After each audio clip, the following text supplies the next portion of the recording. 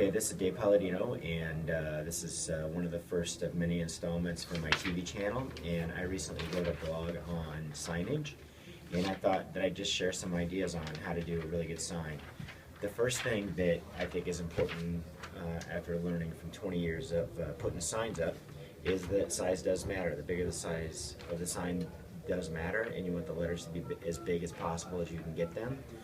The second thing that I've learned about signs is that you should make them as 3D as you can. A good way to do that is metal. It makes really cool 3D signs. You shouldn't just paint a bunch of letters onto a sign. I either do 3D letters or maybe have a box and cut the letters out of the box.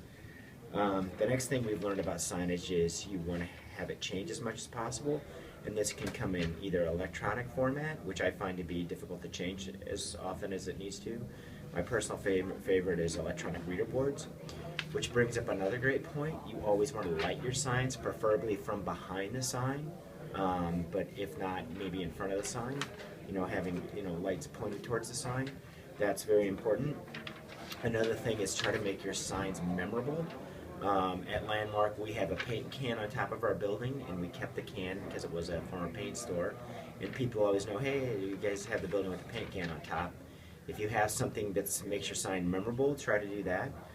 Dino Storage also has a blow-up dog, a 25-foot dog that's transportable, and that's a very memorable sign. It's something that sticks out in people's minds.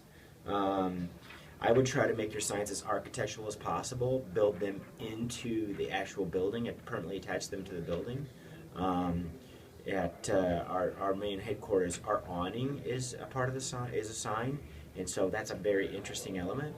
Another part of the sign to do, or things to think about that we've learned about signs, is to have a lot of interior signs. We do a lot of glass. That makes really cool signs. If you have a glass edge, that's not very expensive to have that done. And so these are just some of the signs, the ideas that we have, and you really want to make your signs stand out as much as you can.